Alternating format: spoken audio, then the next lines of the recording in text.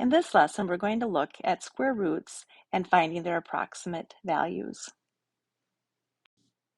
So what is a square root? A square root is a number that when multiplied by itself equals a specified number. And our square root symbol is called the radical sign.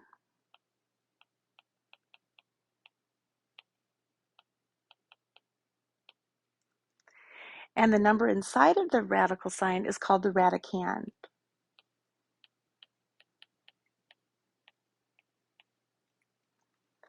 And then what is a perfect square? A perfect square is when a square root results in a whole number.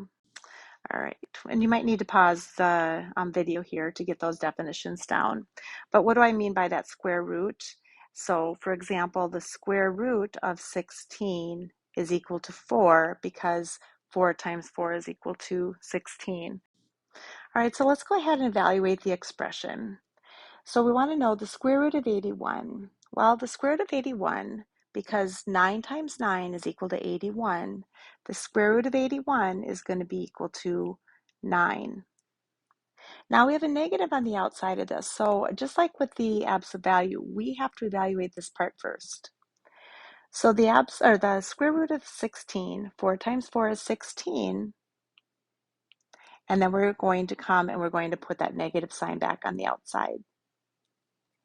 And then we have the positive or negative 81, square root of 81. Again, we're going to evaluate this part first. The square root of 81 is 9 because 9 times 9 is equal to 81. And then we're just going to come and put our plus and minus on the outside of that. And now we've got the square root of 16 plus the square root of 9. Now when we've got these, and this plus sign between it, we have to evaluate this part first because they're separate. Square root of 16 is 4. The square root of 9, 3 times 3 is 9, so the square root of 9 is 3. And now we will go and take 4 plus 3 is 7. All right, in example number 5, notice how the 9 and the 16 are under the radical signs. So we need to evaluate these first. It's almost like they're inside of a parentheses. So we will take then 9 plus 16 is 25. And now we can take the square root of that. And the square root of 25 is 5. All right, we have for number 6, we have 3 plus 4 times the square root of 9. Whenever you have a number right next to the radical sign, that's going to be to multiply. Just like when you have it next to a parentheses or right when you have it next to the absolute value. It's the same thing. This means this times the square root of 9. So let's go ahead and we're going to take 3 plus 4. And now before we can do anything, we have to then evaluate. What is the square root of 9? The square root of 9 is 3. I'm just going to write that in parentheses to show multiplication. And now we do have to follow the order of operations still. So 4 times 3 is 12. And now we're going to then add and we will have 15. Question number 7, we have 3 plus 15 divided by 2. So we need to go inside of the radical sign. We have to simplify everything first. So we will take our 3 plus 15 and we have 18 all over 2, and then we have the square root of that. Now I can take 18 divided by 2 evenly, so I'm going to do that next. I'm going to have 9, and then the square root of 9, we know 3 times 3 is 9. So our square root of 9 is 3. For our number 8, we have the square root of 1 all over 81. Now, I can't take 1 divided by 81 and get an even number. So we're going to take, and I can take the square root of this top number, and I can take the square root of the bottom number. It's going to look like this. It's like taking the square root of 1 all over the square root of 81. So we know that the square root of 1 is 1 because 1 times 1 is 1. And the square root of 81, because 9 times 9 is equal to 81, we'll have then 9. And so our number or our value is going to be 1/9. All right, in this next example, you're going to notice that these are not perfect squares. something times something that are the same number would not equal 77. These are irrational numbers.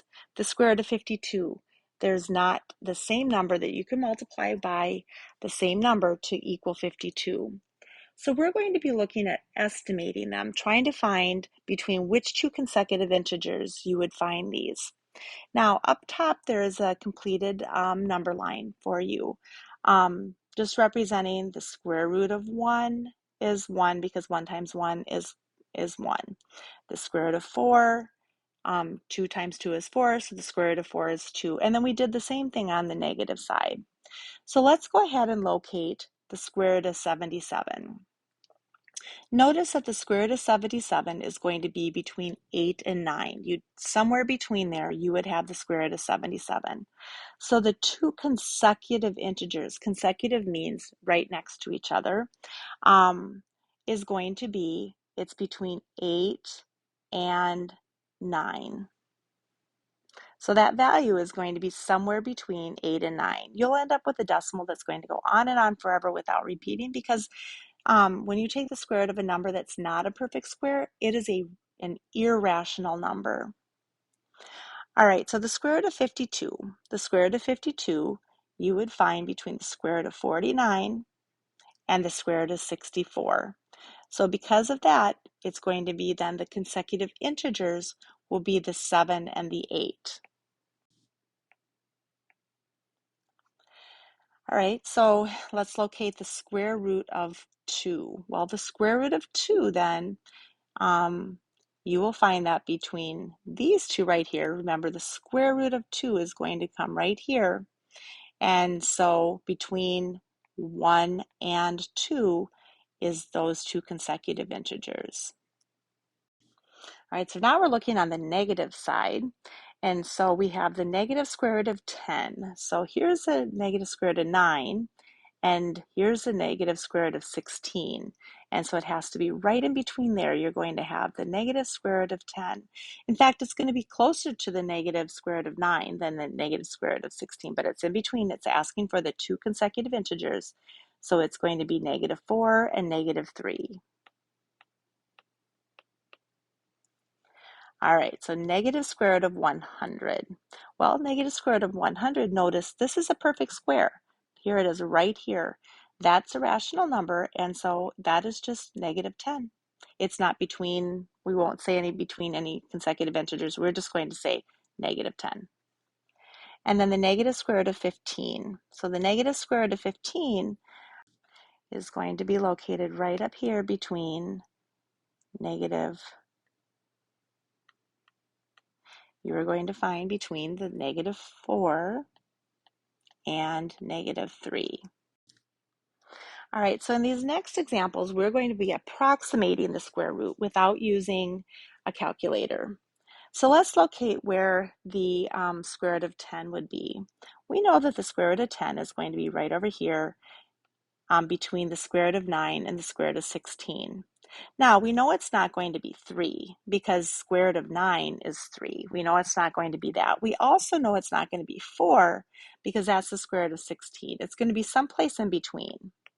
Now we want to determine, is it closer to the square root of 9 or is the square root of 10 closer to the square root of 16? And because it's closer to the square root of 9, we know it's going to be a small 3.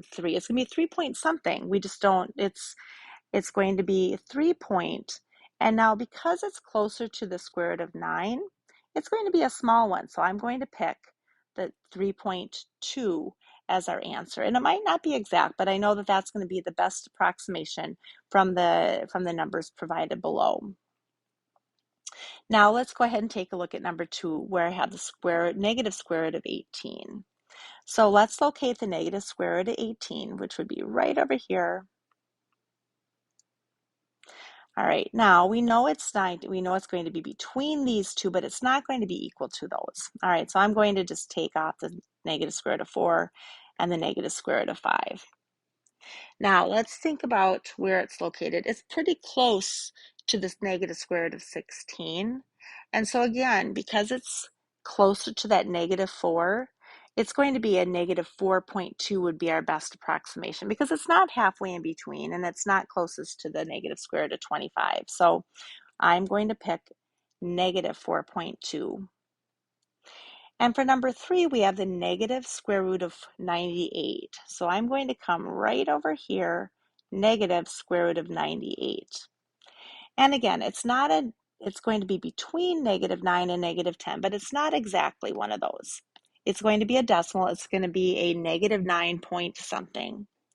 And notice, because negative square root of 98 is closest to negative 100, we're going to pick a bigger decimal.